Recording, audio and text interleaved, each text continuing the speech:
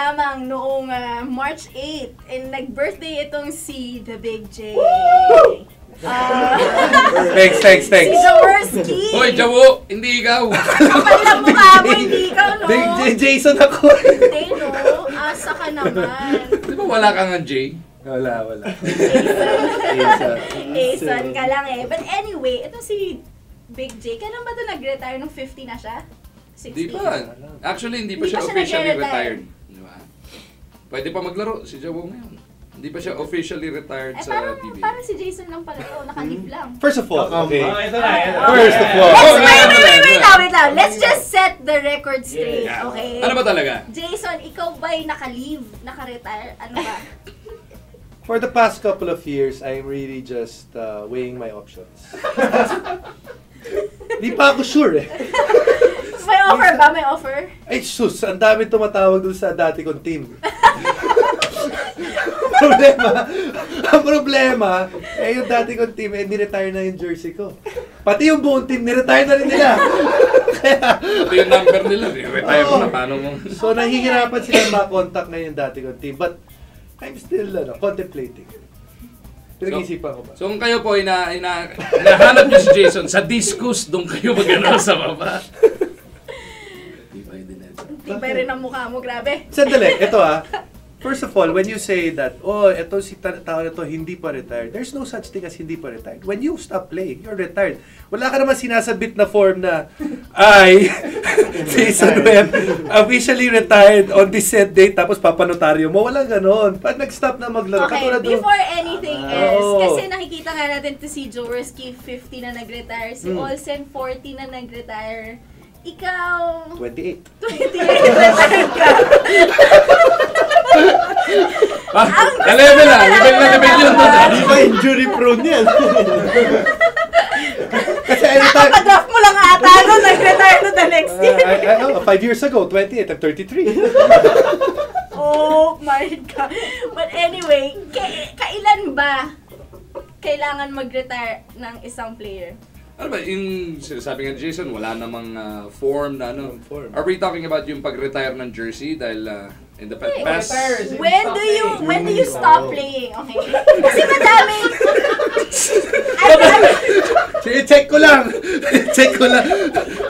Patako. I'm gonna be honest, okay? Ang dami natin nakitang matatanda ng players na parang minsan nanonood ka and you just wish for them to just stop playing. Wow. Kasi minsan So when do you stop playing? Wait, who do you wish to not see play anymore? So when do you sabihin niyo muna sa akin kung kailan, tapos sasabihin ko, okay, so pwede na pala siya talaga mag-retire. Paano? Pag hindi na nakakatulong siguro. Ano yun? Ano yun?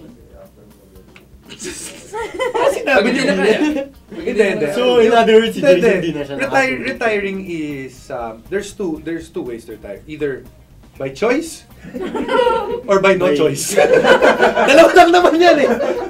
Yung by choice, ikaw magsasabi na ayoko na. Yung by no choice, sabihin sa iyong team, ayoko na sa'yo. So, yun lang yun. And sometimes it comes to a point na gusto pa, yun nga, by no choice. And masakit, diba? And usually, players already have an idea that it's time. Let's take the case of siguro si Kenneth Doremdes, Captain Marbel on the 19th. It's gonna be Powerade versus Alaska. Doon Ichinempo i-retire yung jersey ni Kenneth Doremdes sa Powerade. He wanted to play one more conference. Yun yung balak niya. One more conference bago siya mag-retire. Parang swan song niya. Ang problema, ang ganda na nilaro ng Powerade. Ayaw na niya pumasok dahil baka masira pa raw yung chemistry ng team pag pumasok pa siya. Should he have gotten that one more conference or okay nang i-retire na yung jersey niya?